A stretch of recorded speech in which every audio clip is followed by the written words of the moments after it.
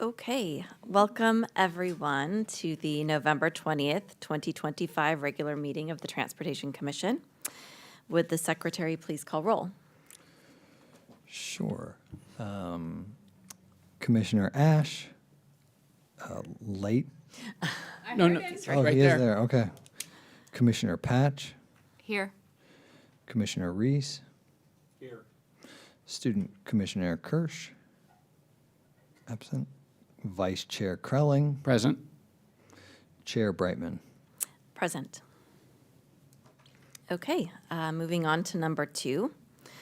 This portion of the meeting is reserved for comment on items not on the agenda. Under the Brown Act, the Commission cannot act on items raised during public communications, but may respond briefly to statements made or questions posed, request clarification, or refer the item to staff. At this time, I will open up this item for public comment. Do we have any members of the public wishing to comment on items not on the agenda? We do not. Okay. All right. Then we will move on to item number 3, the consent calendar. Next on the agenda is the adoption of the, and I believe it should be July 17th, 2025 meeting minutes. Do I have a motion for the approval of the minutes from the July 17th, 2025 commission meeting? So moved. So moved, if you couldn't hear me. Do I have a second? I'll second. Okay, would the secretary please call roll? So I gotta get that moved. Second. Student Commissioner, oh, he's absent. Commissioner Ash, Aye. Commissioner Patch, Aye. Commissioner Reese, I don't think I was here. So I'm going to abstain. abstain. Vice Chair Krelling, Aye. Chair Brightman. Aye. Okay, thank you very much. We'll move on to item number 4. We have a few items of consideration tonight. The first is the Walnut Creek BART Station Shared Mobility Hub project. At this time, I invite staff to make their presentation.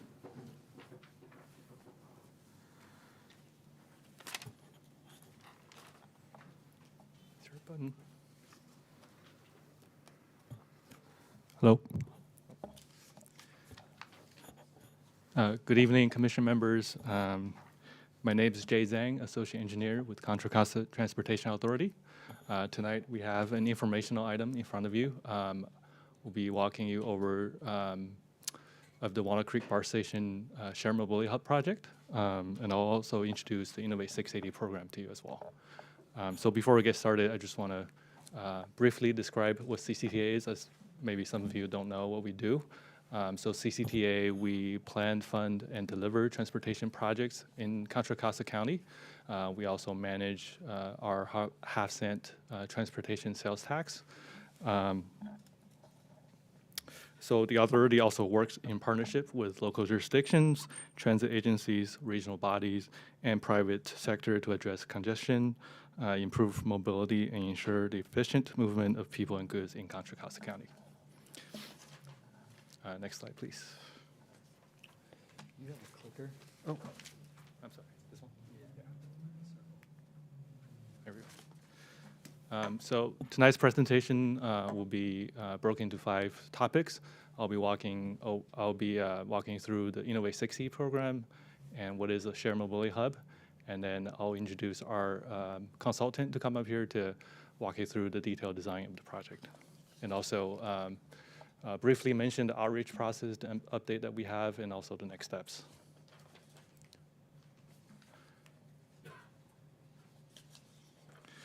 And so what is the Innovate 680 program? The main goal of the program is to alleviate congestion, expand mobility options, and enhance travel experience on the 680 corridor. We are hoping to achieve this goal by implementing multiple innovative strategies that can provide corridor-wide benefits. And obviously, I want to recognize that the program's success relies heavily on coordination between all of the agencies in the county, including Walnut Creek staff, who's been participating in project meetings and providing valuable feedback, as well as BART staff who's involved in the project as well. And so here's just a brief list of all the agencies that's involved in the program.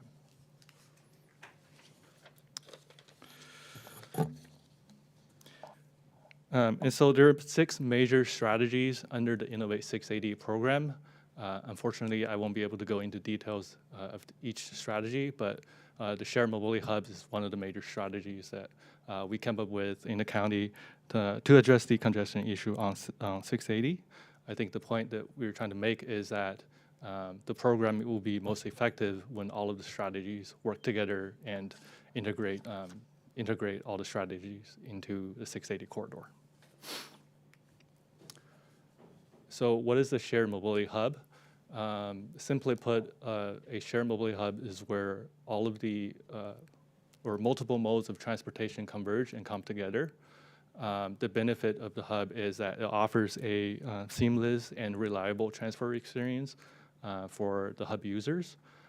Additionally, the hub may have amenities that can help it integrate into the surrounding communities. So how did the Walnut Creek Mobility Hub come about?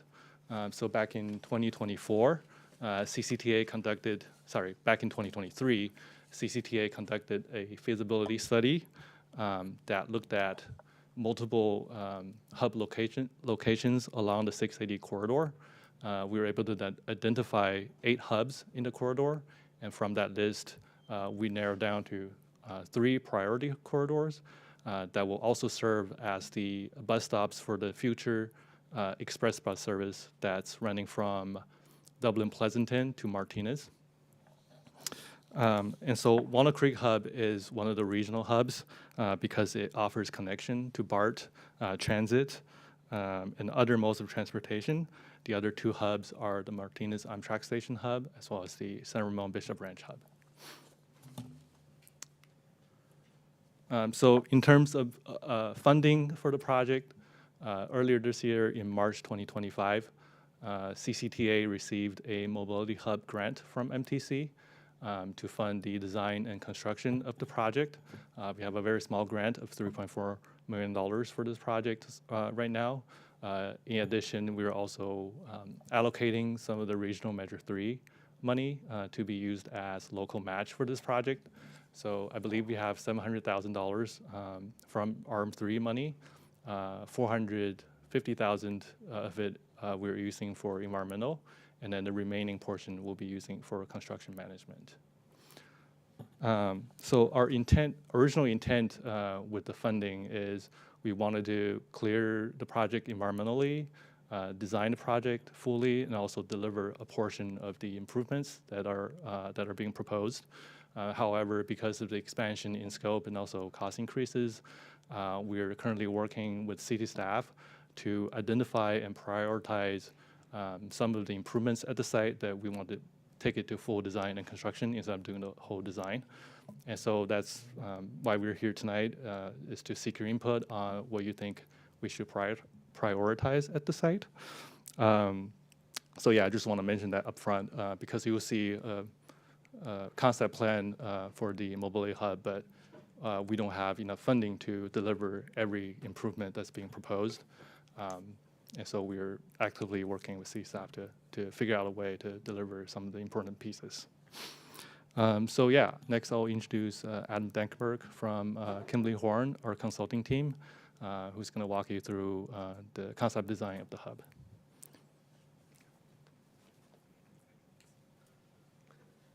All right, good evening. Adam Dankberg with Kimberly Horn. Thanks, Jay, for starting us off. I'll start with just a little bit of background on the site. I think all of you are very familiar with this location, but just some background. The latest ridership we had when we were putting this together was a little over 3,000 weekday riders at the BART station. The station is, of course, not just BART, but also a bus service as well, County Connection, Solano Express, as well as several local shuttles. The station already has a number of bike racks and lockers. It has the bus transfer center, the new, relatively newish transfer center underneath the south garage there. In total, there are over 2,000 parking spaces there, and there is a public restroom available as well. I'm sure many of you are familiar with the transit-oriented development that has happened and is happening or will happen at this station. It was split into 3 phases. Phases 1 and 2 are complete. They included the parking structure as well as the recent mixed-use development that has occurred on the northern portion of that site. Phase 3 is not built. There's a fence there around that portion, and the timing of that is to be determined, but it is notable just as it certainly has influenced our approach to circulation on this site. There's a number of priorities. There's been a lot of planning that has happened at this site. A few years ago, we did a feasibility study for CCTA to look at opportunities and constraints at a number of hubs, including this one, which identified some challenges and opportunities for circulation improvements, and then that has led to this identification of project priorities.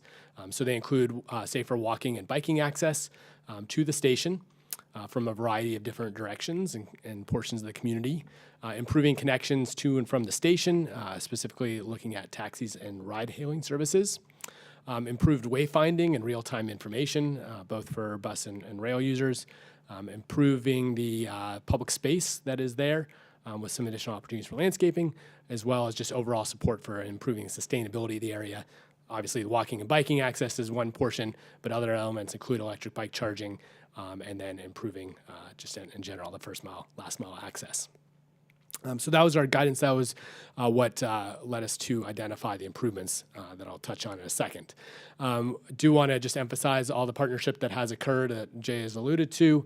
CCTA has done a great job of engaging the city of Walnut Creek, BART and CCTA, I mentioned CCTA. And so we have worked quite extensively together within meetings out in the field, and meetings throughout the way to review the improvements identified, and address any questions and comments. Of course, we're still very early on in the concept development process, so a lot of partnership still to come, but it's been great collaboration with city staff so far. Okay, so in terms of the concept, there's a lot going on, and it's kind of spread out in a bunch of different directions. So we're a little zoomed out, so I apologize for that, but I think that's just a good sign of all the different improvements that are in all the different ways of approaching the station. So I'll highlight several of the key aspects. One is on Riviera, the inclusion of striped bike lanes on Riviera that would run all the way from Parkside to a connection to Hillside, basically through the station area. There's a little short stretch with bike lanes today, but the idea would be to extend that in both directions. This does require parking loss. We'll touch on that with some cross sections here in a second. There's a multi-use path that would extend underneath 680 along Hillside to connect in. Doesn't quite go all the way to Parkside, but it gets to and across the Caltrans 24 on-ramp there with an RFB, rapid rectangular flashing beacon at the Caltrans on-ramp location. And that is really to connect people to the communities on that side of 680. There is a pathway that kind of weaves its way back behind there, which connects over to Buena Vista. So there's a way to kind of continue on through the neighborhood there. On California, we have a Class 4 cycle track included there. That would be a raised cycle track up on the curb, and that would connect between Pringle and Ignacio Valley and connect to the bike lanes that exist today on California south of Ignacio Valley. As part of that improvement, there'll be significant modifications to the Ignacio Valley Road California intersection with removal of the slip lanes, extending the curb, and really slowing vehicle speeds down at that intersection for right turn movements. And that gives us a lot of space at the corner, the BART station corner of California and YVR. And so an opportunity to do some really nice placemaking and landscaping there. We have a rendering I'll show in a few slides there. There's a taxi and TNC loop in the middle. That was something that BART has had long planned. They did the pickup drop-off on Station Way with the recent Phase 2 work, but this would be to provide additional space for pickup drop-off, specifically for taxis and TNCs there. There's also a bike connection there from the California cycle track into the station area. And then the third major area for improvement is at Oakland Boulevard and the off-ramp there and Ignacio Valley Road. And so from there, one of the key improvements is to create a new connection from the BART station to the median path that's sort of running underneath BART on Oakland Boulevard towards downtown. So instead of having to kind of cross all the way around the street, you can go directly across the intersection in a single movement to that path. And there's some other improvements there, including modifying the existing pork chop there to slow vehicle speeds down, make it safer for pedestrians. And there's basically when the Phase 1 was built, it was kind of an awkward configuration where if you're entering the parking garage, you go underneath the BART tracks. Again, I have a rendering that'll better describe this, but basically the modification here is to provide a lot more channelization there to slow vehicle speeds down, create more pedestrian space at the station. So wide variety of improvements you can see here. There's additional wayfinding improvements as well as additional connection from the station directly to the Ignacio Valley and California intersection, basically improving that existing walkway. Okay, so a few cross sections. This shows Riviera. And so Riviera is tight. It is fairly narrow, but we are able to squeeze in buffer bike lanes and portions and other portion to maintain parking on one side. So in the top portion, Pringle to Short, parking would be removed on the west side. On the Riviera from Short to Parkside, parking would be removed on the east side there. This number 3 up there is what would be happening underneath the 680 overpass. So there would be a shared use path on, I guess it'd be the north side there, connecting from the station around underneath the underpass there. Right now it's a very wide lane, so basically we'd be just shifting the curb to create that path. We don't have to lose any travel lanes or anything like that. And then the last one, this is California, so this is the Class 4 raised cycle track. So you can see here there is some parking that would be retained in the northbound direction on California, and the bike would be behind that. So it would be sort of parking protected, but the bike would be elevated at curb level. So here's some renderings to help better articulate what I tried to explain in words. So this is the bike connection from the station. So this is looking towards the station. You can see the station in the background, and behind you is basically the YVR California intersection. So right now, you can see the image on top. There is a covered walkway there. There's fence on both sides. That fence area is the Phase 3 TOD development. So the idea would be to move the fence on one side and basically create a space for cyclists to use that currently unused former roadway. There used to be bus bays there. That's why you see the sawtooth curb, and it is concrete. And so basically the bikes could just use that space instead of crammed into that really narrow area that exists today that's shared with pedestrians. This is the California YVR intersection. It's kind of a bird's eye view. Sort of YVR is kind of on the top left there. California is running on the bottom. So up top, there's that pergola there that exists today. The idea is that would be removed, the landscaping would be redone, and we'd have a new ramp connecting from that corner of that intersection up towards that walkway, which we just saw on the last slide. So there'd be a new, the staircase would generally remain, but there'd be this new accessible ramp that can be used for cyclists as well as pedestrians. One note is that the Phase 3 development will be coming in here, so at some point in time, they may be modifying this area. So we wanted to keep the improvements so that we weren't having a bunch of throwaway work there, but something that would provide a lot of benefits in the interim. And then when the Phase 3 development comes in, it may or may not modify this configuration. Next one is at Oakland and Ignacio Valley. So the parking garage, the new parking garage is what you see in the lower left there. BART, we kind of hid from view just because it would block everything, and that runs kind of top left to lower right on the screen. So here you can see significant reduction in just the amount of asphalt there, creating a lot more pedestrian and bicycle space. We're essentially maintaining the vehicle lanes, but reconfiguring them to create that bicycle and pedestrian space. And it allows us to have that direct connection across the intersection in a way without significantly affecting traffic at that intersection. Not depicted are the modifications of that pork chop. It's kind of just off the screen, but we would also be modifying that pork chop to slow the vehicle speeds, and that's for the turn from Hillside onto Oakland.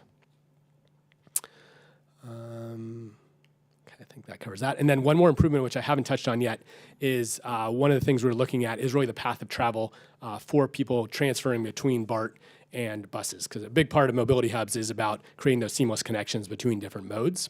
And so one of the challenges with the current configuration is there's a lot of things in the way. You can't see where you're going. It's not obvious what that path of travel is if you're not an everyday user. So there's existing ticket vending machines. There's some kind of awkward seating in the way.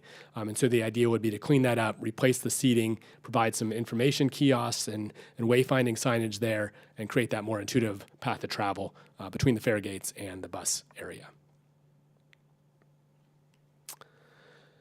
Okay, that's the quick summary of improvements. I'll have a couple more slides and then looking forward to your questions. So we have been conducting public engagement. We started a few weeks ago. We've been out at the farmers market, a couple farmers markets. Actually, we're going to the one just out here this coming Sunday. So look forward to seeing folks out there. We did a food distribution pop-up earlier today. So we have an online survey that is collecting feedback on these improvements. We have some, this is just some of the collateral we have. We have almost 400 survey responses. Maybe we passed that number by the time I'm speaking here, but only a few more days left on the survey. We are planning on closing the survey on November 24th, so just a few days away. So encourage folks, if you haven't taken the survey, to go online and to do so. And then just to close, this is the overall project timeline. So you can see we've been working on this for a little while. But there's still plenty to go. We are at just initial concept development, 10% design at this point. We are underway on the environmental analysis and have that, expect to complete that in the next couple of months. We'll be incorporating the community feedback, and as Jay mentioned, sorting through the phase 1 design that will then advance over the course of 2026. And with that, I don't know if you had any final remarks, Jay. Otherwise, happy to answer any questions. Okay. Thank you for that presentation. A lot of information in a short time there. Do any of our commissioners have any questions for our presenters? Looks like yes. Should we start with down at the end? You make me start? You don't have to. I can start this direction. I just had one question. If you could go back to the cross sections for Riviera. You'd said parking was on one side, I thought, for your first cross section, but it looks like there isn't parking. So I just wanted to confirm if you're removing on-street parking between Pringle and Short Street total, or the cross section shows there's no parking. Yeah, so this portion between Pringle and Short's this little one right here. So this stretch right now has parking on the west side that would be removed. There would be no parking that would remain. For the portion north of Short, there's parking on both sides today. The parking on the east side would be removed. The parking on the west side would remain. Okay, great. Thank you. That's all I had. Okay. Commissioner Ash? Going back to Oakland, did Is there a staircase going over the intersection, or was it just intersections? It's hard to totally see. Yeah, no elevated crossing of Okay. Oakland, if that's the question. Yes. No, it would be an at-grade crossing. And then are there, and I don't know if somebody from the city of Walnut Creek needs to answer this one, is there developer fees that are still to come in that could be, that third phase that could be applied to making up the balance here? Do we know? Not know? Anyone?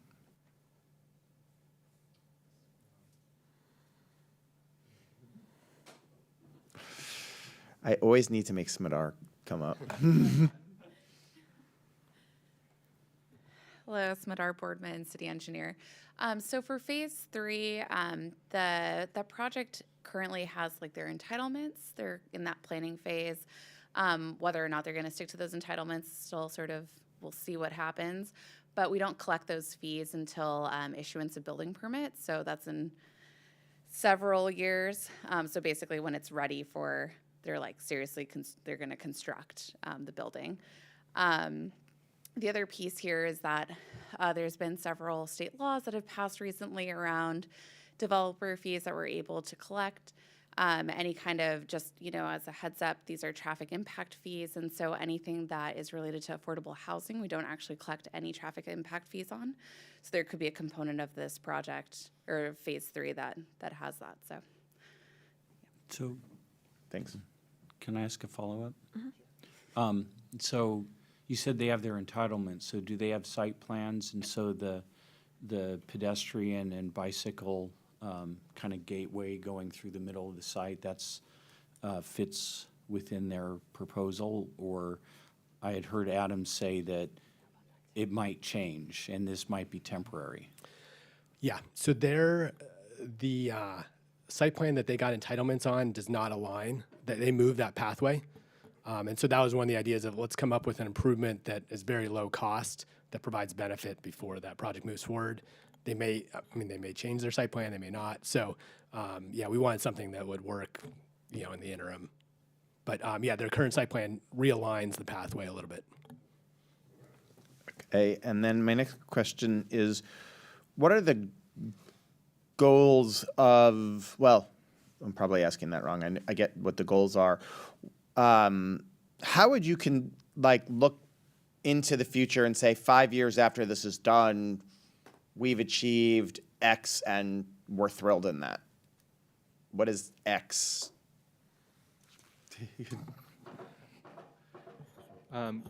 So as I mentioned earlier, the hub serves as a bus stop for the express bus service. I think one of the ways that we will measure success for the site is to measure the ridership for the express bus, measure the congestion on 680 corridor when the whole program goes live. So that's a couple ways that we can measure the success. And the other side at the hub location is to do pre and post construction surveys to see if people are shifting out of their cars, to see if there's more access from the bicycle and pedestrian side. So that's a couple ways that we can measure. Okay, thanks. All right, Commissioner Patch? I have a question about this one. Looking at it, the people coming from the right bottom corner, which I guess is Oakland Boulevard, how many people are making that connection? Like, is it a lot, or People on the path, basically using the Oakland path. that station? would be that new path that you're proposing? Yeah, so the path exists today, right? So we're just creating the new crossing.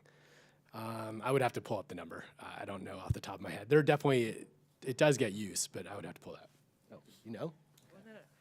So I don't have the number off the top of my head, but this actually is a very popular pathway. Kind of Boulevard Way, that pocket of county.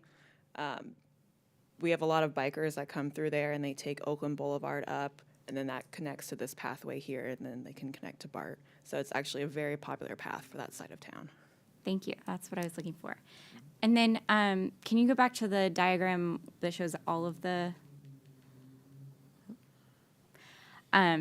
this might be for our staff and not you, but on this proposed bike lane section on California Boulevard, does it end up connecting to existing bike lanes? Because I know that there's like some in that area and then they disappear. So is that just like connecting existing ones? So south of Ignacio, there are existing bike lanes. They are just class 2 in-road bike lanes. And then on the north side there, we do have some facilities on Pringle. Some long-term improvements, they do have the bike lanes extending further north.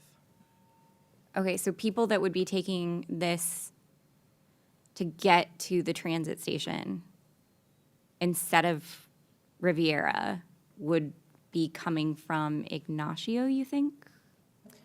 So yeah, if you're, so I guess the question is, if you're coming kind of from the south, from downtown, what is your path of travel and how you, okay. Sure, yeah. Yeah, so we do have bike lanes on California. So this would feed, those existing bike lanes would feed into this intersection. If they're going north towards BART, they would continue through the intersection and use that mid-block crossing that we have marked here. And then the reverse is they would kind of take that path and then continue south along California. Okay, thanks. Vice Chair? Thank you. Thanks for the presentation.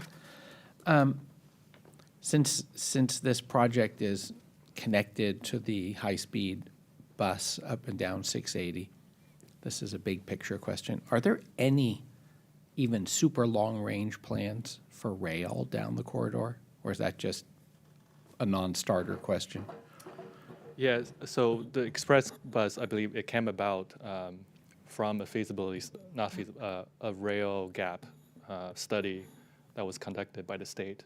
So it's actually one of the solutions that was proposed to fill in that rail gap. So I don't think there's a concrete plan to have rail in this corridor. Okay. Yeah, rail would be awesome there. One goal of this project is going to bring, if it works, more people to this BART station and all the extra transportation modes there. Are we thinking anything about having appropriate security for all the people who are going to be using this area? Does that get covered in this project, or is that on the BART station police, or where would that fit in? Yeah, it's not part of this project. Okay. BART owns the property and is responsible for the security, so anything on site would be on them. Okay. Next question, parking costs. So right now, you've got a reasonable charge if you drive and get on BART. Any conversation or thinking of if someone's going to drive their car there to get on the bus to avoid driving 680, say, to Pleasanton, same cost of parking, BART parking fees, something different? Is there any concept around that? Yeah, I'm not aware. I don't think, in terms of drive access to the express bus, I don't think they've thought, they haven't gotten to that point of figuring out the pricing. Okay. Yeah. Now, this is from vague memory of looking on Riviera Drive at a different project in the past. Is there's some residential on Riviera? Yes. So my question then is, has there been any kind of impact study with the parking reduction on Riviera, any noticeable impact to the residents that may be using that for themselves or for their guests? And the reason we actually did keep parking on the west side was because that's where the residential is. So that was sort of intentional to maintain that parking, that stretch. So where there is the residential frontage on the west side, there is parking. There is some additional residential, I believe, on the east side too, but there's pretty limited spaces there. Got it. Yeah. Okay, thanks. And then, I'm almost done. Is there any thinking about covered walkways, pathways? And when I say covered, so you're protected from the rain, because probably one of the most miserable things when you're going from one mode to another, transferring, say, from the bus to the BART or back and forth, and dealing with the rain. Any thoughts about that in the plans? Well, the connection to the YV intersection has the canopy today, so that would remain. Okay. That's in terms of sort of on-site pathways, that's really the modification now. We aren't adding any other new on-site pathways. Most of the other additions are at intersections. So it's a good question, but yeah, we aren't really Okay. adding anything new there. Last question, the new charging stations for cars and the bicycles, fee-based or free? Well, there is a charge for bike parking, so I think I would assume there would be a charge for the charging as well. So note that this project includes bike charging. The mobility hub concept does include additional charging infrastructure for vehicles, but BART has a special program for vehicle charging, so that's in their purview. Okay, those are my questions, thanks. All right. Student Commissioner, do you have any questions? And welcome, by the way. Thank you. I don't have any questions. Okay. I have a couple. In looking at this, the top right, the real-time travel information signs, I see that there are a few of those sprinkled throughout. Would you mind touching on what those are? Yes, happy to do so. So these are signs that would have information on next train arrival or next bus arrival. There's a couple different types of signs that we're envisioning. Some would be a little larger, some would be a little smaller. MTC has developed regional wayfinding guidelines, so the actually format of these is fairly well defined. The idea would be, figuring out where to place them. And so we've identified a few spots. I think I would expect these to be refined as design advances, but the general idea would be, close to the fare gates, in the bus area, kind of on the main access paths to show people like, do I have to run to that next train or the next bus, or do I have some time? And so that's the general idea. It would kind of have a listing of all those transit services and when their next departure would be. Okay, fantastic. Thank you.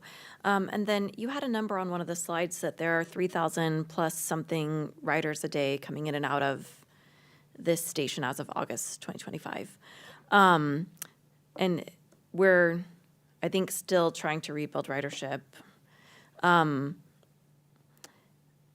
Will this help expand capacity, and if so, to what? Or will it just accommodate maybe what we were at when we were at peak capacity before? Well, so these improvements don't really change capacity. I mean, the goal is to change demand, right? To increase demand because people feel like it's easier to get to the BART station. They don't have to pay for parking because they can walk and bike, or it's easier to get dropped off there, that sort of thing. So the goal is this is a potential tool to help BART get back to that previous ridership level by overcoming some of those barriers to access. So yeah, it's hopefully there's a motivator towards that, but it's hard to say like exactly how many more people are going to use the train because of these improvements, but it certainly will hopefully help drive additional ridership. And that includes capacity of buses will also not change? That's right, yeah. So we're not touching the bus area other than the wayfinding and real-time information signage. The bus area is pretty new, and it's also in the privately operated garage, so there's some hurdles to modifying that. So yeah, there's no changes to the bus area. Okay, thank you for clarifying that. Any other questions from commissioners before I move to public comment? Okay. All right, at this time I'll open up this item for public comment. Do we have any members of the public wishing to comment on this item? Looks like there's one. If you want to make public comment, please fill out your speaker card. Thank you very much. Right. You'll have 2 minutes to provide your public comment. Well, first of all, I'm thrilled to see improvements being proposed for the BART station to encourage ridership, bicycling, walking, busing, that type of thing. I think that's great. Maybe it'll correspond a little bit to the $9.2 million that may be spent for the Oakland Boulevard improvement. Hillside intersection with a westbound State Route 24 on-ramp, I'm a little concerned about would bicyclists actually take the time to go through that intersection, and is that really going to be a safety improvement? So I hope that's looked at even more carefully than the proposal. The hillside cross-section shows a bike path that will be added to a multi-use bike path. I'm wondering if that's going to end up being used as a two-way bicycle path to get from that community over by Buena Vista that's going to encourage bicycles to go two ways to get to BART at least. So that's something that should be looked at to maybe make that sidewalk widening even wider to accommodate people who want to do that. And that would require some little bit of a playing around with access at the BART property itself. Riviera, I'm wondering about using Station Way. If I remember correctly, the map showed a sort of a bicycle facility going by where the bus station is, bus stops are, rather than Station Way. So considering using Station Way instead would also get them more directly to the fare gates.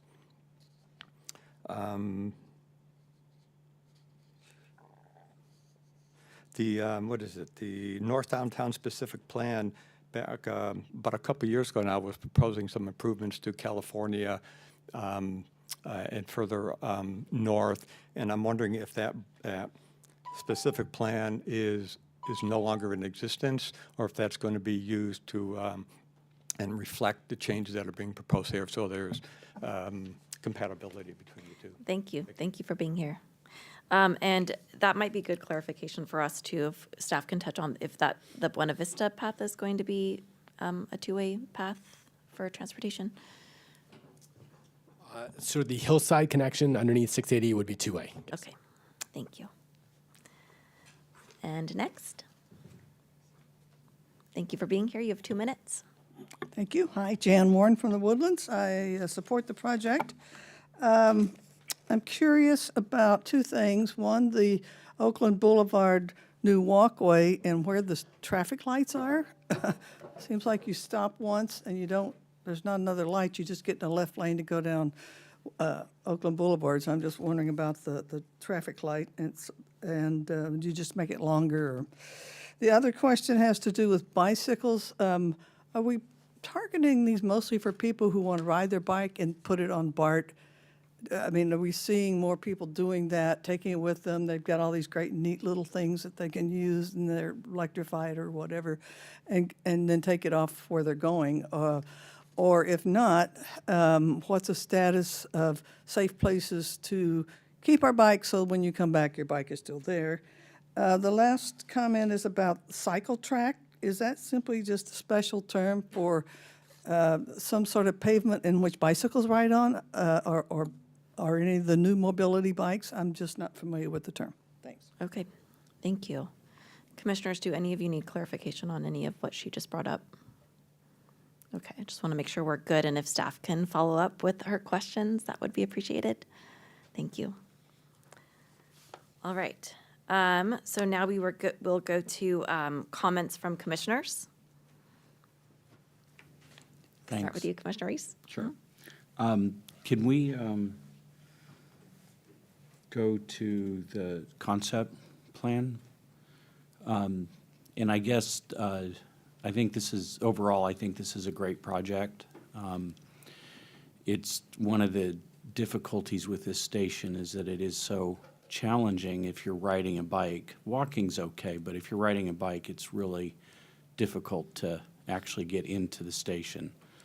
It's not clear.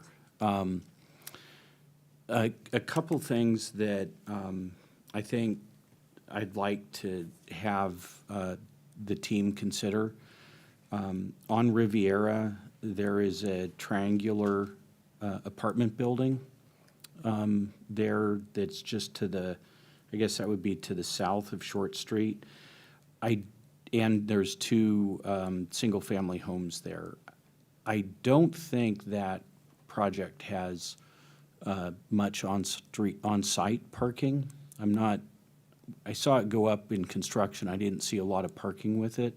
And I guess I would encourage CCTA to reach out to that particular building because that parking is used on the street, and they also have a loading zone for their property. And so I'd encourage that to be looked at and considered. I think that the Phase 3 development, it sounds like it's fluid a little bit, the Phase 3 residential development. And I appreciate that CCTA is trying to develop something in the interim to get bikes up into the station, which is great, and it's definitely needed. One of the things that I would consider as an alternative that you might be able to do that's a little bit more permanent is the first elevation on Ignacio Valley Road. You have the sidewalk, and then there's a retaining wall, and then you have a tiered system going up.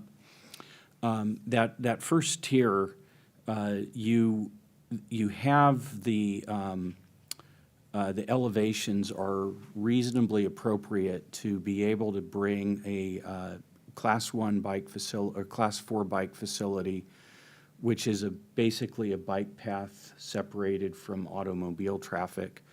You would have the ability to put a bike path on that first tier, and it lines up pretty well with the little plaza and the pergola at YVR in California. And it also, because it's elevated, it actually looks like it can be designed, especially since you're getting rid of that funky entrance to the parking garage.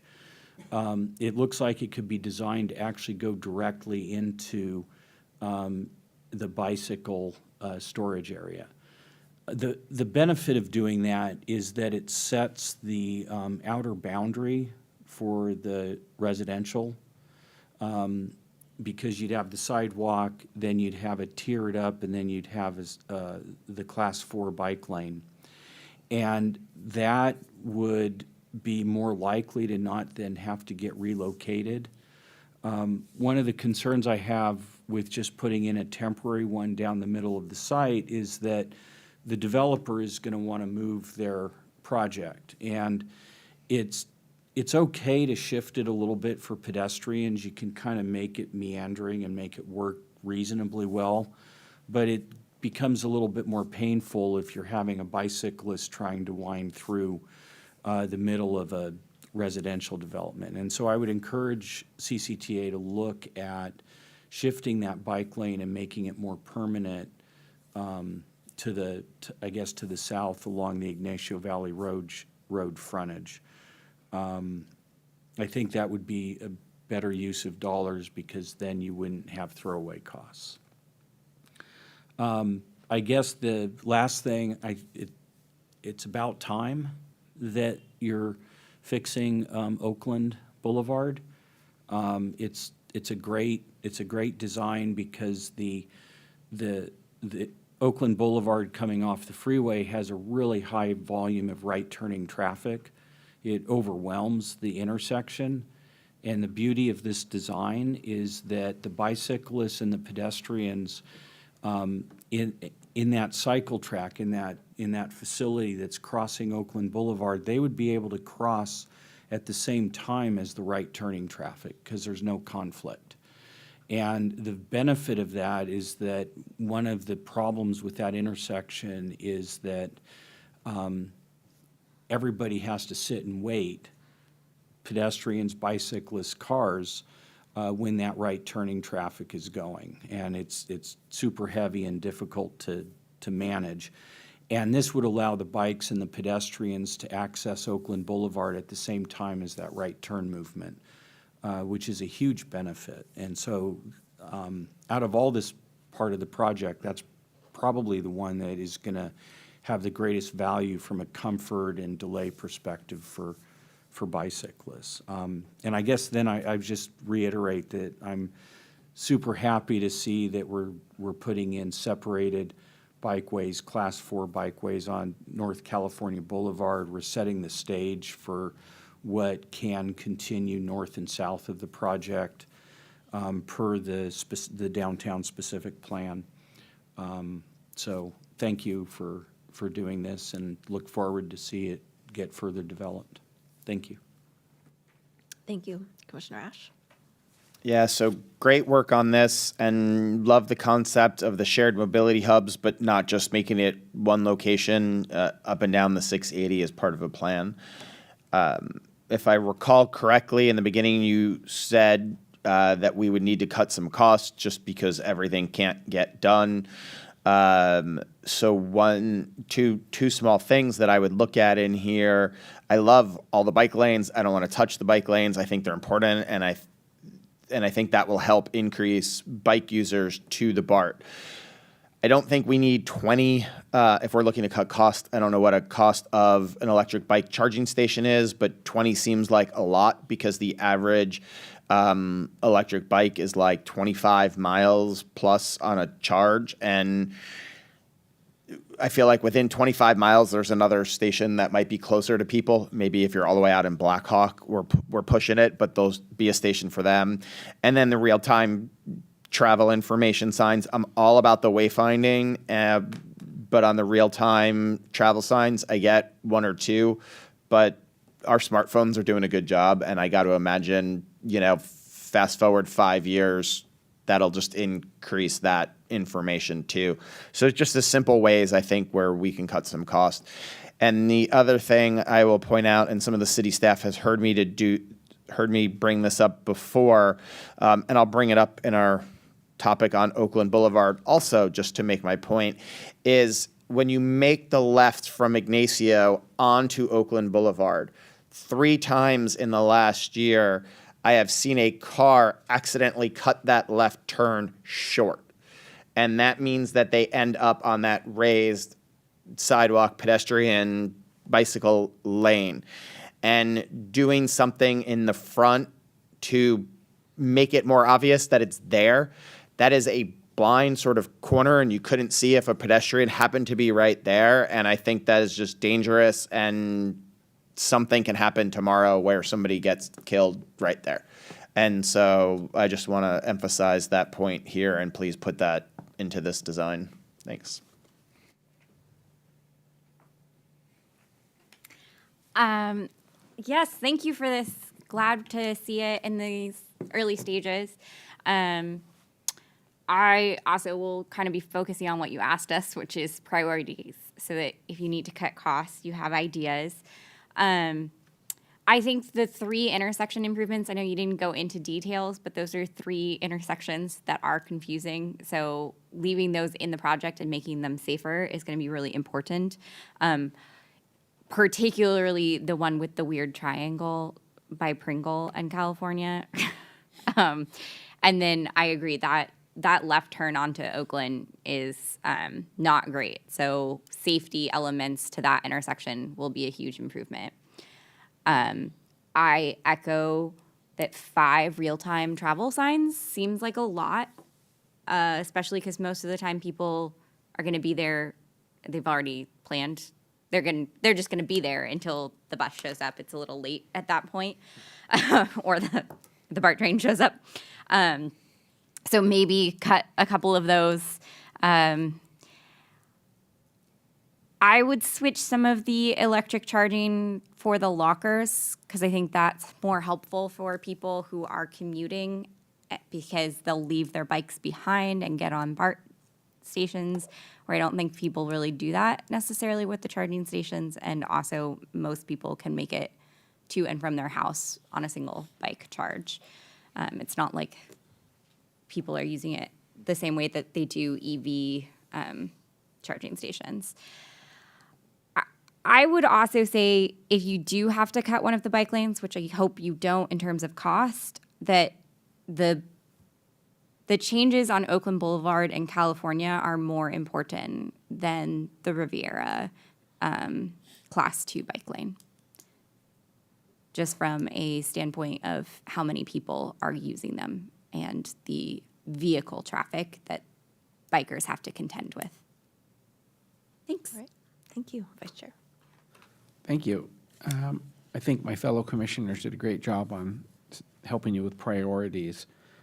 So I'm going to hit 2 different points where, based upon your answers to my questions, you're not directly responsible, or it's not in the project, but you still have influence. So just really asking you to be influential with the other parties as much as possible. One, again, is just security. And we talked a little bit earlier about, trying to get BART ridership up. And, security issues, whether real or only perceived, partially contributes to BART ridership being down, or people wanting to use mass transit or go to a large place like a large shared mobility hub. And then the other thing is I talked about parking for trying to attract automobiles to come to the station to then get on the express bus. Because I think you're going to get, with this plan, you're going to get a certain number of people, a certain increase of people getting on their bicycles to come. Like, people are going to walk there, live awfully close to the BART station. I don't know that we'll get more people walking from further away. Bicycles and e-bikes will get people from further away. But if I try to think about the larger strategic imperative that this project fits into, which includes that, rapid transit bus up and down the 680 corridor, the more cars you can get to drive to this BART station and park and hop on that bus and keep them off of 680 is a big impact in terms of, less pollution, less traffic, less people on the roads, et cetera. So those are my comments. Thanks. All right. Student Commissioner, did you have any comments? Yeah, so I agree with everything that's been said, and I'm excited to see this project become a reality. That's it. Thank you. I'll just say thank you for the presentation. This is a big project, a big undertaking. I agree with most of what my commissioners have, fellow commissioners have shared so far. I will be an outlier and say I like the travel information signs. I mean, train times change, and to have it in my face rather than having to look at my phone, I think is really helpful. And I feel like I'm constantly running for trains, and if there's one in 2 minutes and I can run and not have to wait for a long headway, I'm going to run for it. So I like those. I also agree on public safety concerns.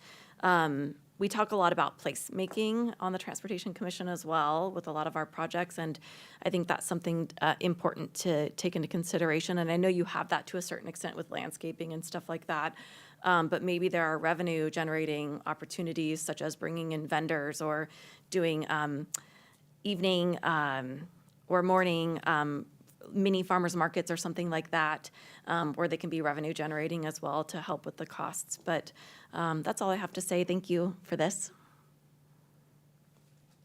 All right, we'll move on. Anything else? Okay. All right, we're going to move on to item B. This is an item for consideration, the Downtown Curbside Management Plan.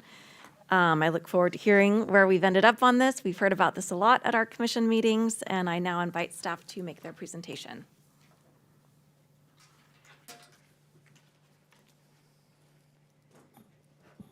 Yeah, so good evening. My name is Brianna Byrne. I'm an associate traffic engineer at the city.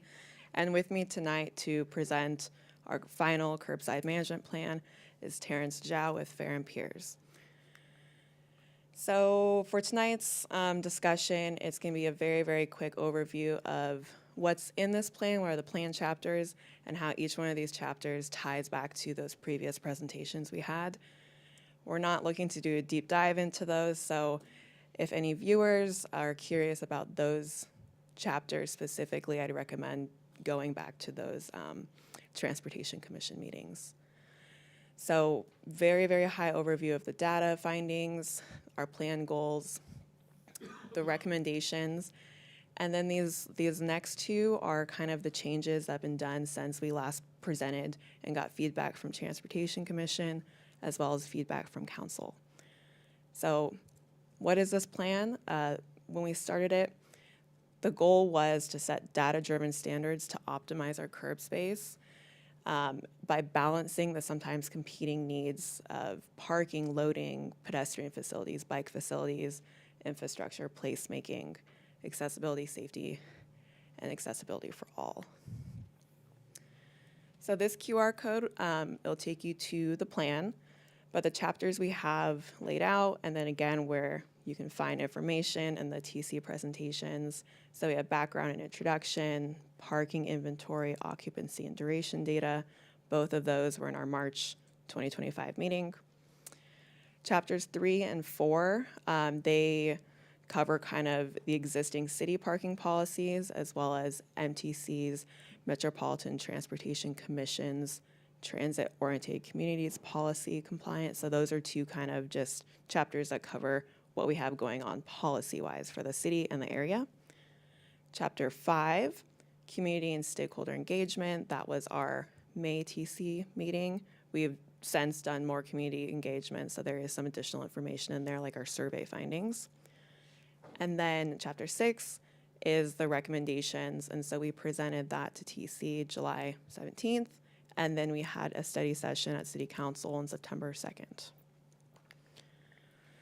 So the data takeaways, the photo on the right, this is the larger study area where the color red, where you see red, this is where the block face, we had parking occupancies over our stated goal. So this is where it can be challenging to find an available parking space. Green, you're not gonna have any problem. We also included some parking garages, and those are the solid squares within the study area, and that was to get an understanding of what was happening both on-street and off-street. So based on this data collection, the finding was we have plenty of space downtown. It's in our garages, it's not on our streets. There is some available capacity outside of the core downtown, but within that shaded area, there's a lot of demand, and it makes sense. This is where all the land uses are. So looking at plan goals. So as we started kind of engaging with our stakeholders and putting together solutions, we wanted to make sure they all fell in line with what we wanted for the plan.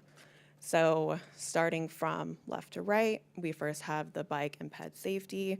So we want to ensure that peds and bikes could get to, from, and around downtown safely and comfortably.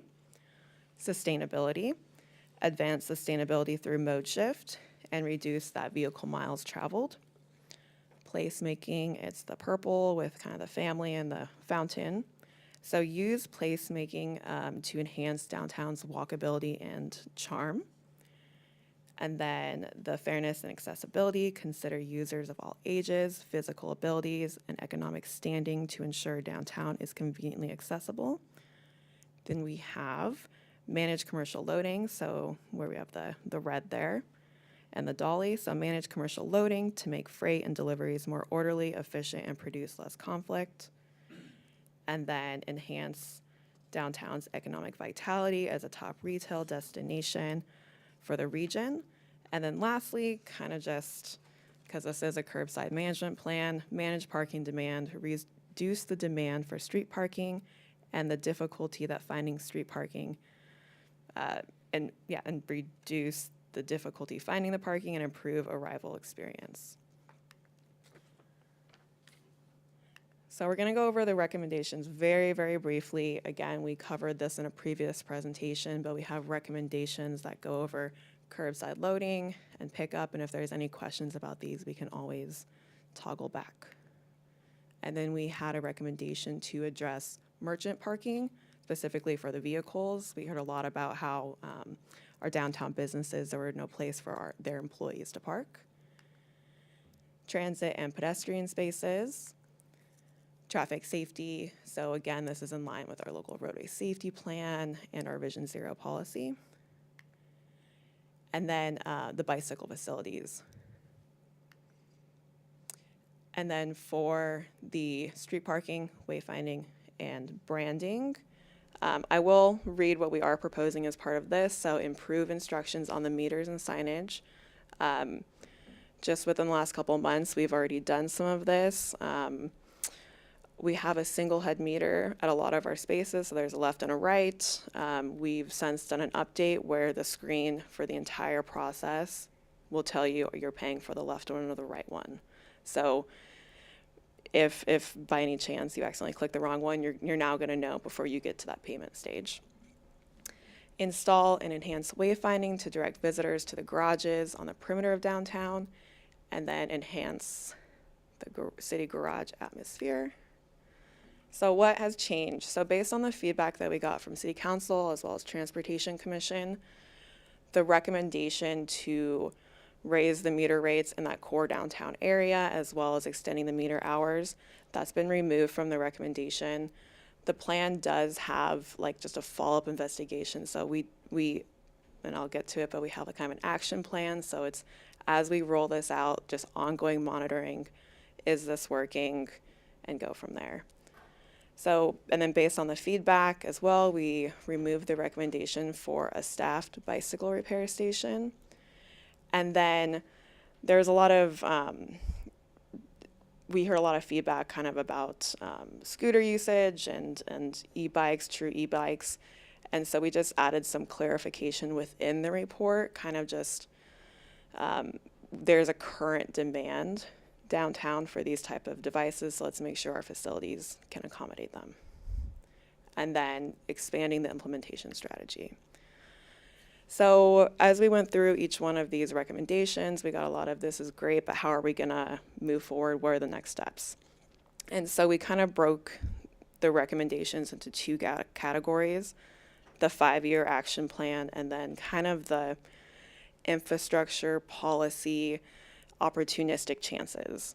So underneath that 5-year action plan, this is stuff that staff can do in-house or funding. We think funding can be available and we can get it done. So loading, curbside pickup, that merchant parking program, transit improvements and downtown activation for the curb, think placemaking and outdoor dining, programmatic and opportunistic safety improvements. So if like a CIP or development project is coming in, where possible, we can tie in safety improvements. Bicycle parking and funded new bikeways. We have several funded bikeways coming through downtown, so we can get those done in the 5 years. And then that parking wayfinding branding. On the policy side, so this, additional bikeways outside of what's already been done, larger capital bus stop improvements and pedestrian infrastructure, and then again, opportunistic, continue to implement Vision Zero where possible. And then at the bottom, the as needed, like there is just going to be an ongoing evaluation to make sure this is working and we're moving in the kind of direction that we want to be moving. So now moving to our plan. So this is an example of one of our recommendations. So using the example of improving wayfinding, right below that, we have some high-level details. Going to the right side here, there are sub-recommendations, and each one of these are numbered. So while the overall recommendation is to improve wayfinding, there are 2 sub-recommendations. So, place additional and specific signage at major arterials and explore coordination with mapping providers to route visitors to garages. So those are kind of just like the action items. So it's improve wayfinding, how, here's 1 and here's 2. And then for each one of our recommendations, we have that same plan goals graphic, but where this recommendation would meet those plan goals, those colors pop. So the idea is it really emphasizes how this recommendation ties back to those plan goals. And then as we get into kind of that action plan, we list all of the recommendations at the table at the end with those sub-recommendation numberings. And then again, those high-level details are laid out and kind of just the summary of the summary. Project timeline. So we started the data collection in the fall of 24. This is our 4th presentation to you all. And so the next step and the recommended action for tonight is recommend the City Council the adoption of the City of Walnut Creek's curbside management plan. And we're looking to, if that recommendation or if that action is taking this to council next month. And then lastly, before I open it up for questions, the acknowledgements for this was a huge effort, and all of it was through a grant from MTC, Metropolitan Transportation Commission, and our consultant team. As you can see, a lot of work went into this. So Fair and Peers prepared the plan. We had incredible support from Winter, who did our outreach. And then all of that incredible data collection was done with Dixon Resources Unlimited. With that, I will take questions.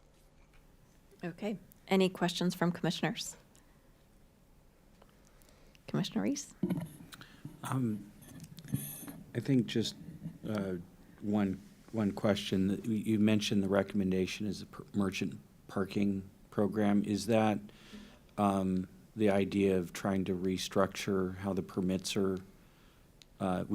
We talked about at one of the previous meetings about how some of the outer areas are really underutilized, and that might be a good opportunity to increase permits. So is the merchant parking program, is that part of that? So it's something, it's reevaluating, so it's nothing we've, taken off the plate. It's just one caveat to that is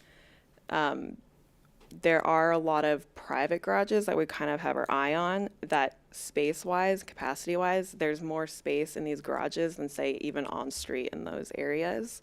So it's like we want to get people there. Is it the employees? Do we want the employees in the garages? It's all kind of just part of that big, like, where are we trying to move that desired population? So you're going to study it?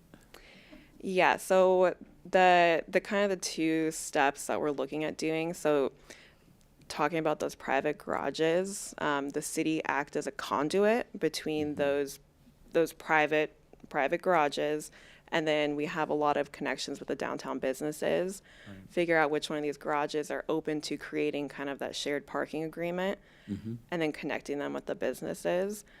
As a user type, the employees, it's always nice. It's nicer if they know exactly where to go. Right. So it's like that. It's kind of that match made in heaven. So that's kind of the direction we would take first. Yeah, and that takes some time, so I understand that. Okay, thank you. That's all I had. Commissioner Ash? Just questions now? Questions right now, yeah. I'm good. Okay. Commissioner Batch, nothing? Vice Chair Quilling? I was just going to say I have no questions because you did such a great job on the prior presentations, so thank you. Same. And Student Commissioner Kirsch, do you have any questions? No. You're good. Okay, no questions? All right. Then moving on, we'll open this item up for public comment. Do we have any members of the public who wish to comment on this item? Looks like we have one.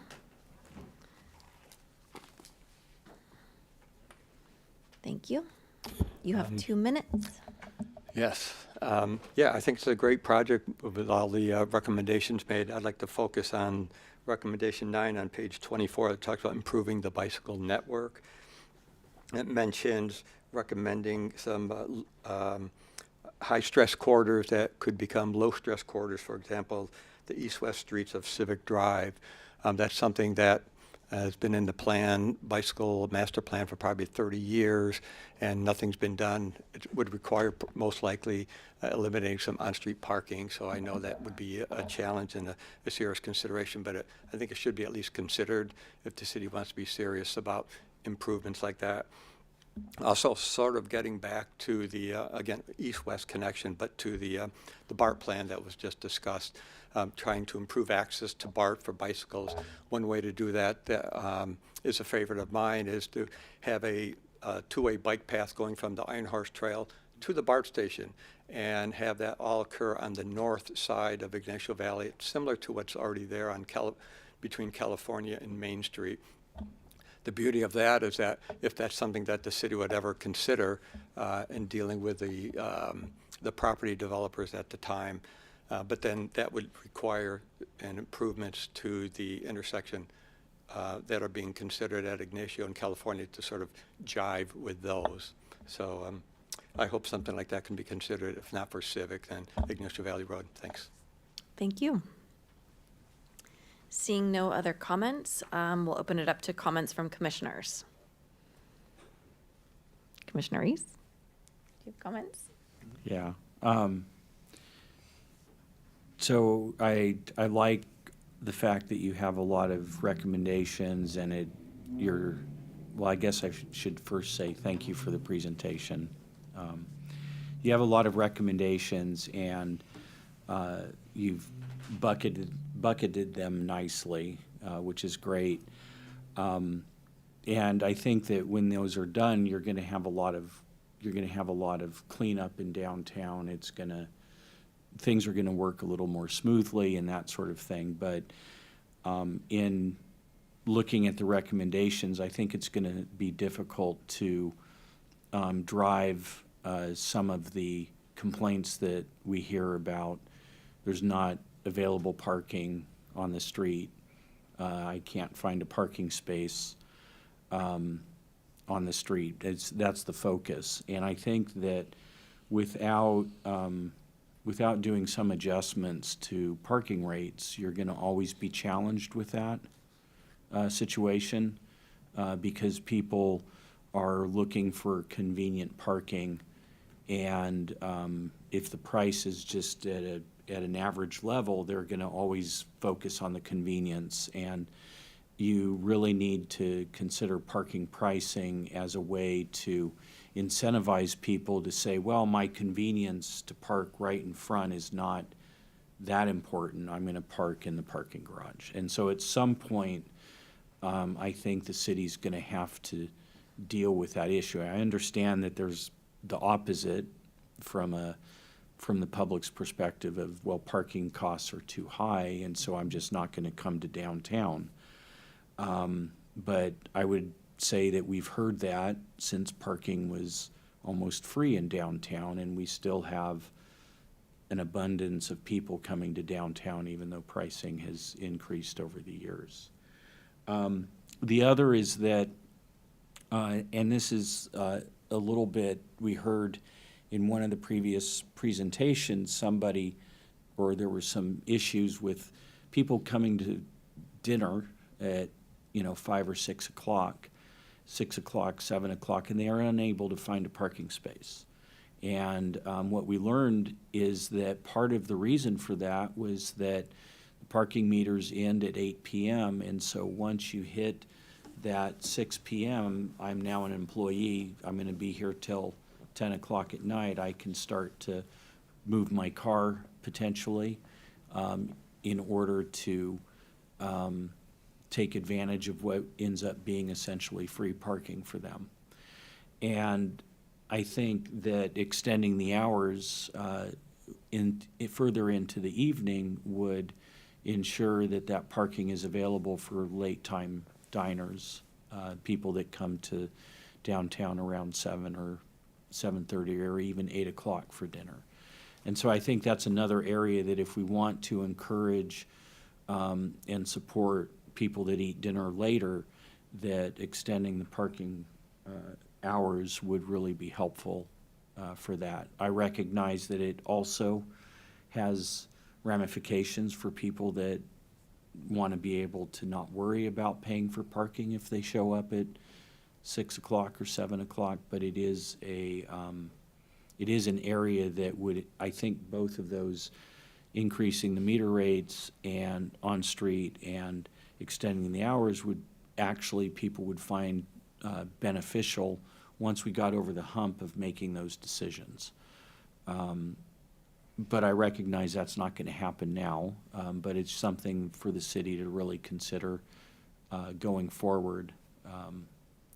I mean, with that, it'll be great, these changes for now, but I think long-term we still have to deal with those fundamental issues. Commissioner Ash? Thanks. I agree with one of the comments of my fellow commissioner here in terms of the hours of the meters. For the core downtown, I do think it needs to get extended for the reasons he talked about. I'm worried that it is affecting the economics of downtown and people coming and the availability of spaces. I don't think it needs to be outside of that core area because it seems like you have some better numbers and there's the advantages of the purple meters, and we should keep that. Those could stay like at their timing. And I will disagree where I'm okay with the current pricing because it actually is a decent price, and it is one thing I hear from Danville a lot is, hey, we're free parking, or the veranda is free parking, come here. And that's some of the people who our restaurants are competing with. So if we go too high, we have to be cognizant of that. But I don't think the extra hours has that same impact. I think it'll help with curb management, which is our goal. Overall, I really want to, staff, great job. This was a very comprehensive project. It took a long time. You came to us, you said, this is the 5th time, 4 times. You've gone to council, you've gone out to the public. And I think a lot of my questions previously were about future-proofing, right? How do you account for things that we know are sort of coming in terms of autonomous vehicles or sensors or new technology that isn't even here yet? But I think this plan really does a good job of getting as close to you can to future-proofing something and having just that mindset. So I just really want to congratulate staff on a job well done, and hopefully council will, adopt it. Thanks. All right, Commissioner Patch? Echo that. Really great job, staff. I know this has been a long process for all of you, and I appreciate everything you've put into it. I'm pretty excited by the recommendations that did make it in. I think those are great for a 5-year plan, basically. I agree that there's some additional research and findings that we can do around parking and parking meters specifically for future iterations. I have one design comment, which I'm sure won't surprise anybody that I'm making this. You have a couple of graphs where you're relying on colors that aren't necessarily shaded enough that it's clear. And those are mostly the column graphs for help. So if you could just go in and take a look at those before this is official. I loved the graphics for the priorities, and those are colored and labeled. Those are fantastic. So thank you for that. All right, Vice Chair. Thank you. So I think Commissioner Ash was inquiring if you actually wanted to come back to us one more time. Going to City Council. So first I want to echo, I actually wrote a note. I actually really liked the goal graphics as well. I thought they were cute and well done, and they communicate the information well. I used to like this plan 95%. Now I like it 100%. And being the contrarian, it's because, as you know from prior comments, I am against raising meter rates or extending hours. And I think about the parking fees and the hours as sort of like an additional tax on shopping in our downtown. And at a certain point, you have to, just like taxes, I always ask the question, when do we stop? How much of the consumer's dollars do we take? And if you think of the state of the consumer in today's world, they're already paying exorbitant money to eat out. That's gone up dramatically, and I fear if we make it more expensive, we just may lose people. It may not be to Danville, it may not be to Alamo or to the veranda. It might be to just cooking at home, and that wouldn't help our downtown thrive. And I will say, I think I've said this before, as a Walnut Creek resident and as a commissioner, I do sometimes go to downtown Danville to dine, and part of the lure, and to shop, and a part of the lure is the fact that the parking is free and plentiful. Now, I know their downtown is not as robust as ours, as dense as ours, so that the availability of parking makes sense, but the free parking, it's kind of appealing. So I moved to 100% on this plan when you put there in writing, we are not considering raising rates or extending hours. And so I very much support that and the overall plan. Thank you. All right, Student Commissioner Kirsch, do you have any comments?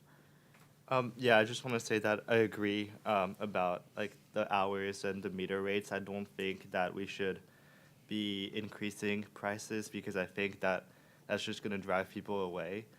And I mean, I don't think it should be completely off the table, but for now, I don't. It's something that we should be really careful of. And yeah, overall, I think it's a really detailed plan, and I think that once it goes into effect, we should have a way of assessing how effective it is, and maybe having some regular, maybe I'm not sure what the timeline is. I think it's around 5 years, but having some way of measuring your progress towards your goals and if you're meeting them or not. Great, thank you. Any other comments before I? Okay. Great work. Thank you, thank you. Looking at the plan online in its totality, it was like a trip down memory lane of all the educational work you've done with us, all the exploratory conversations you had with us, and you did a great job of incorporating a lot of our feedback. So great work and thank you. And with that, I think you need something from us. Is there a motion to recommend to the City Council adoption of the City of Walnut Creek's curbside management plan? I'll make a motion. Is there a second? Second. All right. They're arm wrestling for the second. have it. No. You got it. All right, Commissioner Ash. And if you'll please call roll. Student Commissioner Kirsch, Aye. Commissioner Ash, What was the question? No, sorry. Aye. you motioned. Commissioner Patch, Yes. Commissioner Reese, Aye. Vice Chair Krelling, Aye. Chair Brightman. Aye. Thank you. All right, thank you very much. And moving on to our last order of business under this, item C. This is an item for commission consideration, the Oakland Boulevard Multimodal Improvements Project. At this time, I invite staff to make their presentation.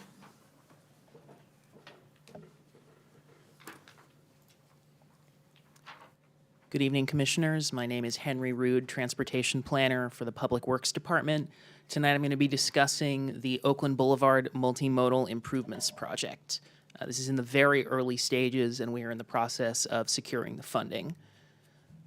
So just as a quick overview, we're going to be going over the purpose and existing conditions of Oakland Boulevard. This is primarily the stretch between Trinity and Mount Diablo, although the official project scope does go all the way up to Ignacio Valley Road. I'm going to be talking about the funding and the process, and then we'll be opening it up for discussion. So to begin with, Oakland Boulevard has a lot of potential in terms of its access to BART and on the south end to downtown amenities, but it's lacking continuous sidewalks, bicycle facilities, and modern, robust drainage infrastructure.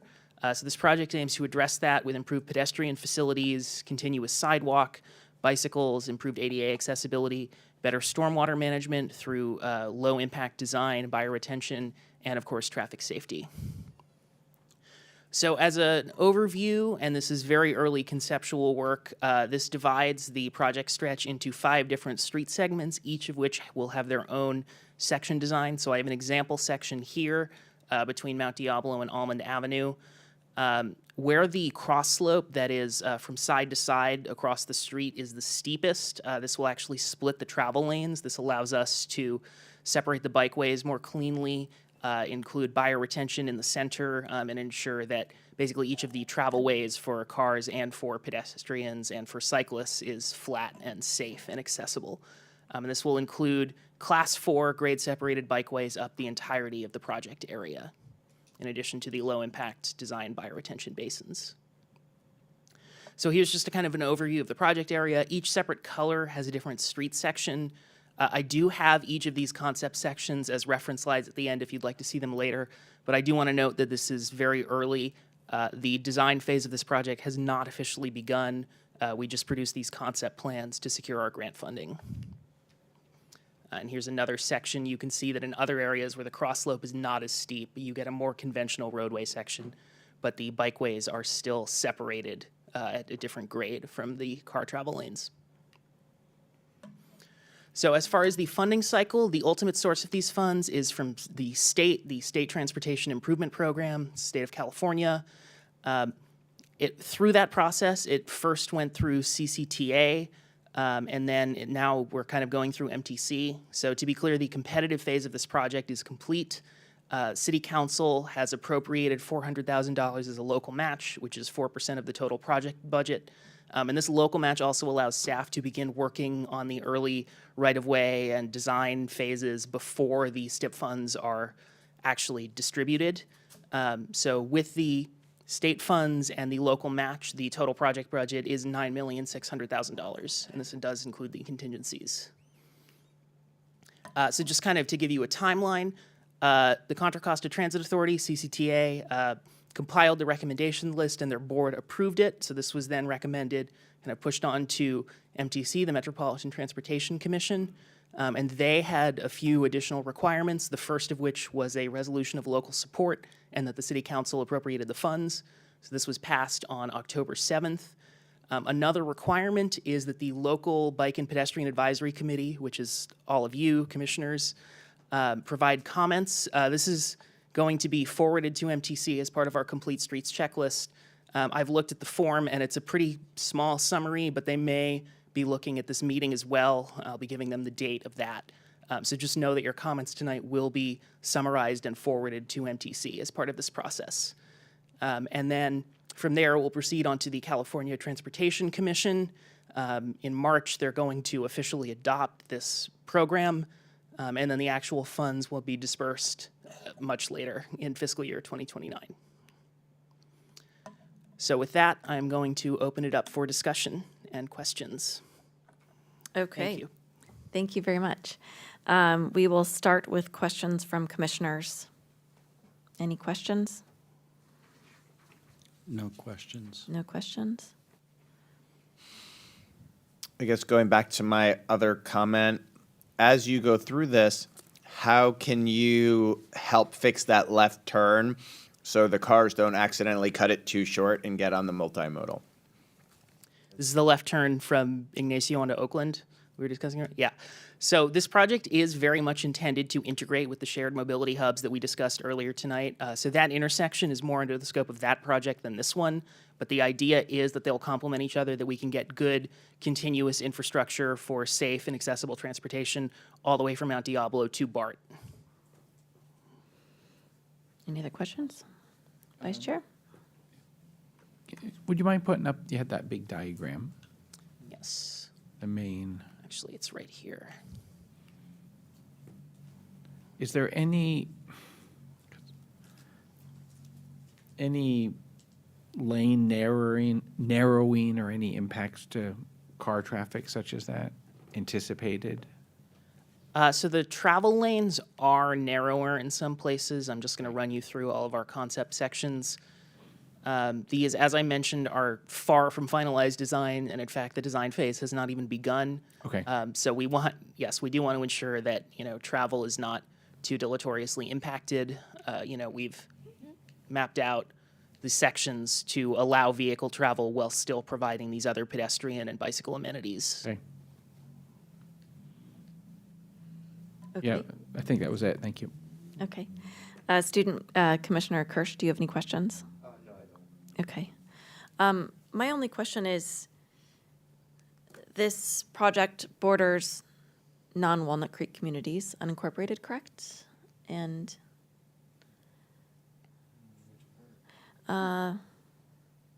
maybe it doesn't. You mean like at the freeway? Towards the south at Mount Diablo. It doesn't quite hit. It doesn't, no. It benefits them. Let's put it that way. Sure. Okay. So I'm curious if there are efforts by the county or any other jurisdiction this might benefit to also do projects that would connect to this. Yes. So the CCTA project list was looking at how best to benefit the county when they were selecting which projects went on their final approval list, and Jay was actually involved with that just by coincidence. So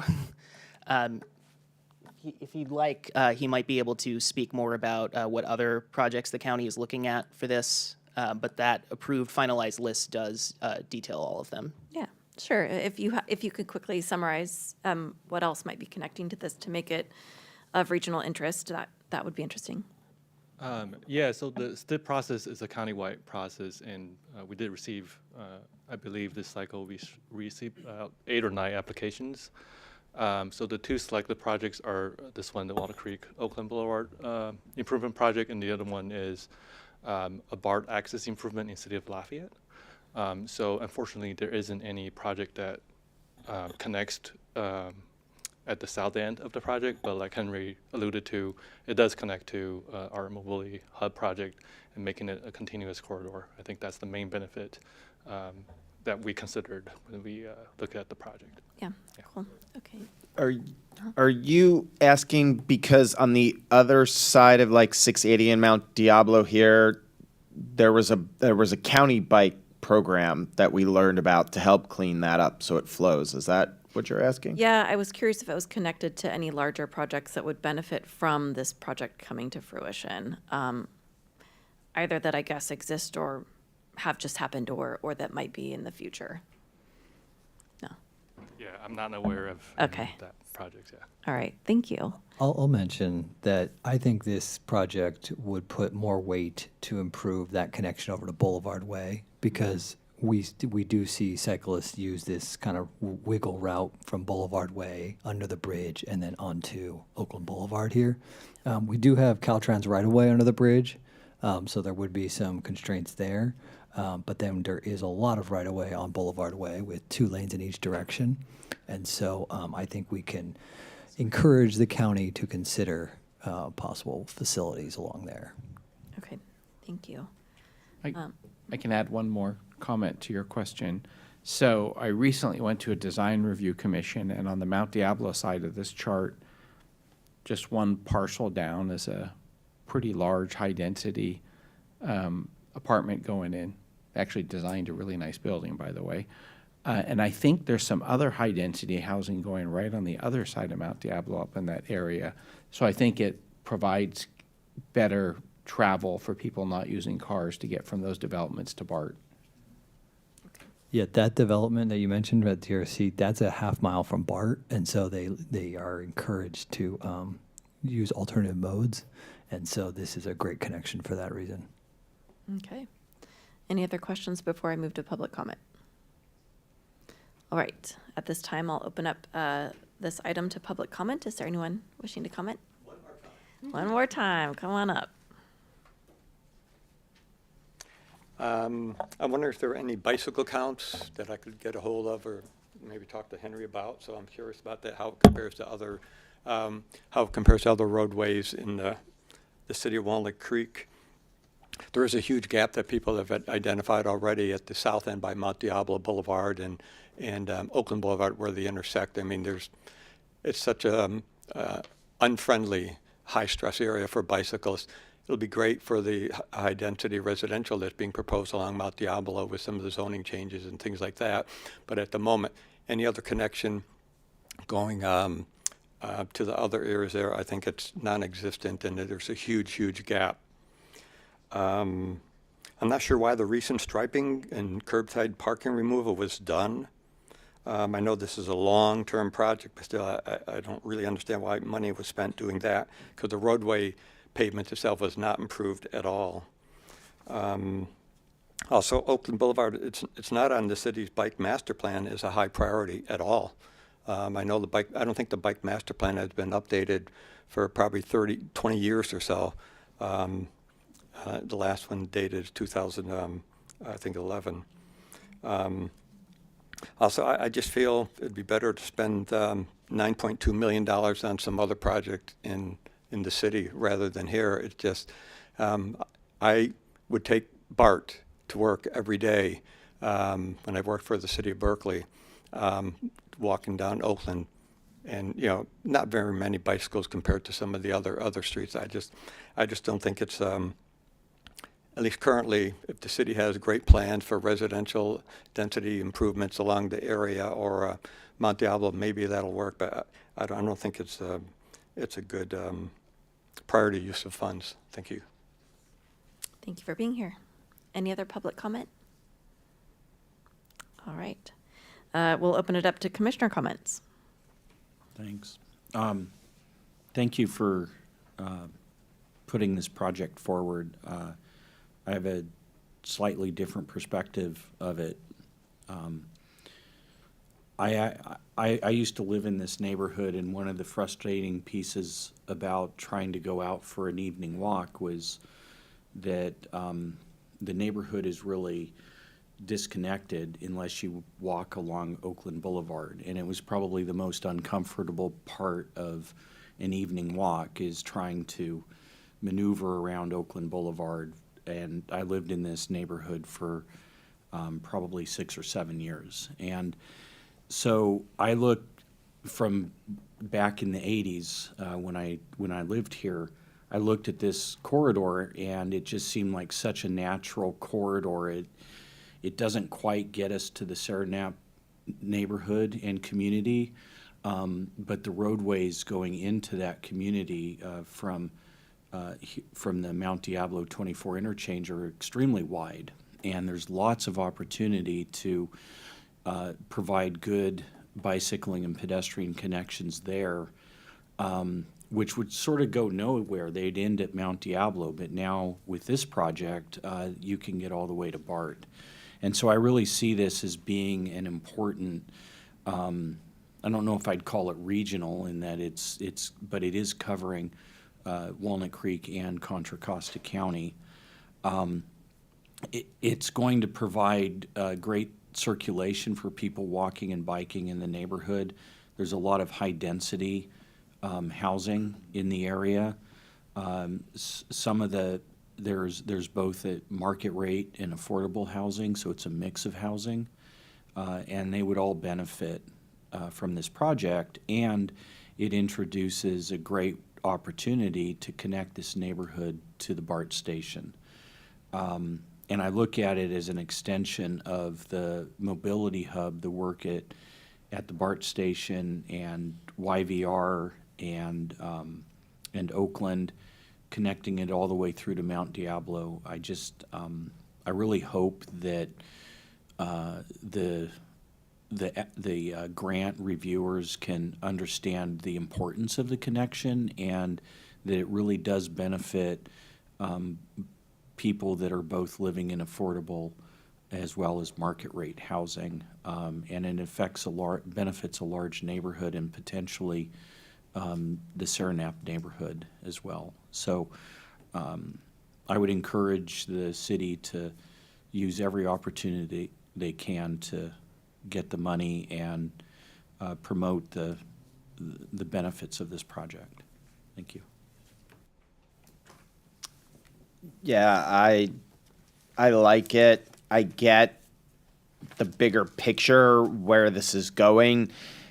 This by itself is questionable, but it's not by itself. It's connecting multiple neighborhoods. You can't really see, but the Overlook neighborhood, right, that comes down that Oakville Road Lane. There's a couple of apartment buildings there on Mount Diablo, and some crazy traffic there. And like my colleague said, like the whole Saranap area there. And it connects to BART, it connects to the other side, and gets people, maybe off of California and away from Main Street on bikes, and just makes everything more friendly. So I just love it. It's a good connection in multiple ways that we're not seeing. It's part of a bigger picture. It's getting more people to transit. Fits the transit hub. So just overall, this is really good. I would encourage city staff to check with county staff for the unincorporated areas on the other side. For some reason, I recall that there may be plans for bike lanes, or maybe we should just have a conversation and encourage them to say, hey, can you pick this up? But it goes back to the master plan, right? Today we're working on this piece of this puzzle, and I think this really helps with that. So thank you guys for your time. And I will make my one comment again, though, about that intersection turning left from Ignacio. What's the issue? That I just feel like that's a place that somebody's going to get hit, a pedestrian, when a car goes on the raised bike lane. It's just not marked. So if I don't make it enough tonight, I have the opportunity. We're talking about that intersection. Thank you. All right. Commissioner Patch. I'm excited that this is moving forward, that it's a great location. Often when I'm asked about why bike lanes are important, people are like, oh, well, you can just use the Iron Horse Trail. But this is a really good example of why a bike lane is needed, because the Iron Horse Trail is quite far from these people. They're not going to go out of their way to go take the trail to get to BART. And so creating this is really important, especially as we know that there's going to be more multifamily complexes going within this area, since it's so close to BART. What I'm kind of excited about is there are services along this route, like the Trinity Center or Planned Parenthood or, a couple others that people who use transit are more likely to use. And so this connects them in a safe way, which I think is fantastic. One thought that I had is, as you're going into the design phase, maybe think of ways to have little parklets or, some shaded structure or something if people want to take a break along the way, just to make it feel a little bit more like a neighborhood and not just here is a bike lane. I don't know. Here's a bike lane. I'm just going to second all my fellow commissioners' comments. Commissioner Reese did a great job thinking about the future bigger picture and articulating it.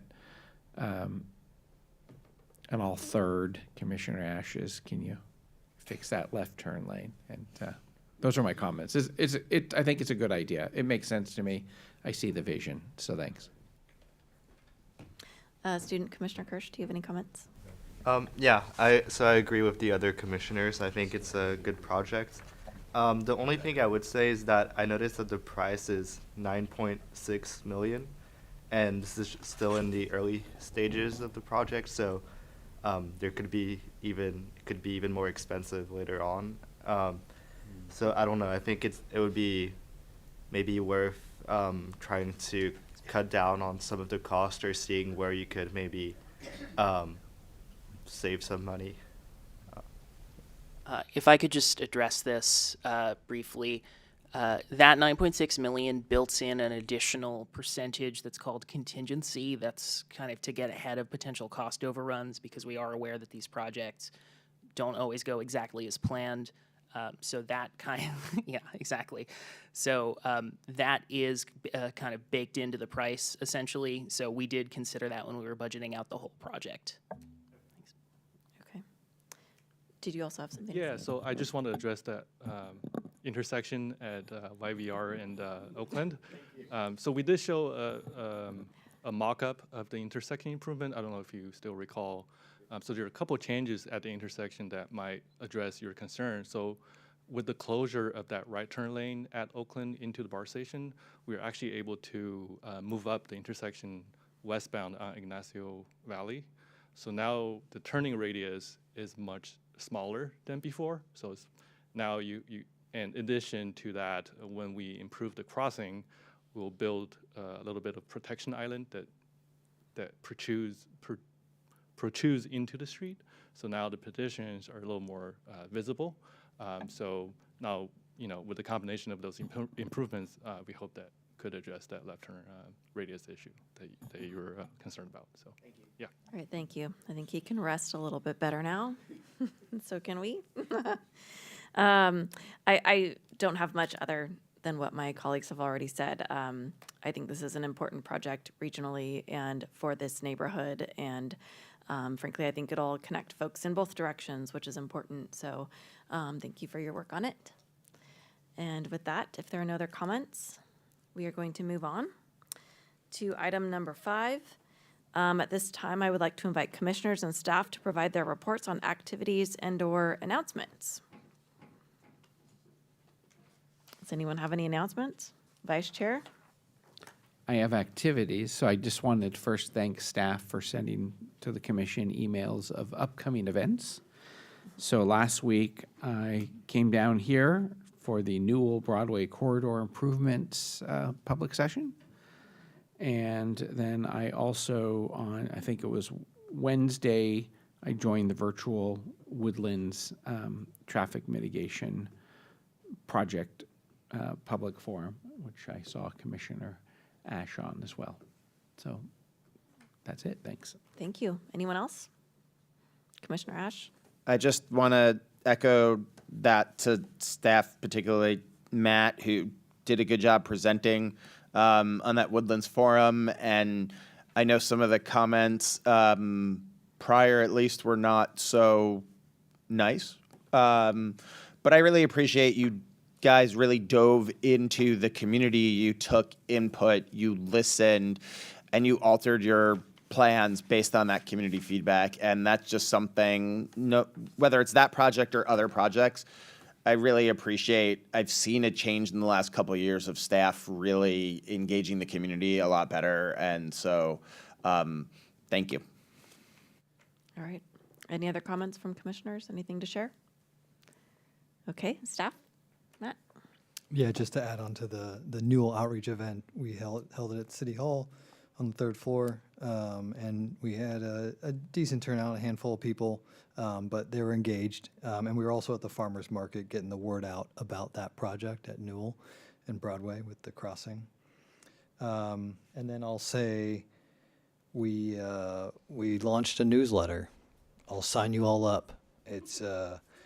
It's part of the Safe Travelers program, which we rebranded the Pace Car Pledge to the Safe Travelers Pledge, and it includes subscribing to the newsletter and getting updates on safety, traffic safety, and various other project updates as well, including advertising for Transportation Commission. And then we had in late October, we had a Vision Zero working group with one of the commissioners here.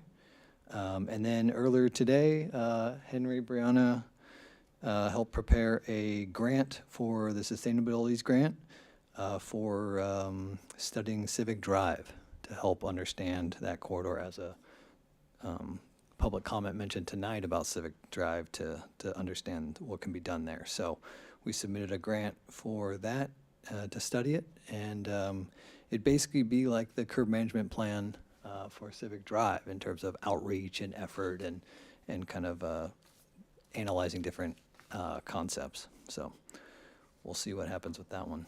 That's all. That's great. Thank you. Okay, so we're on to item number 6, and that's adjournment. I hereby adjourn the November 20th, 2025 regular meeting of the Transportation Commission. Our next regular meeting is January 15th, 2026. Happy holidays.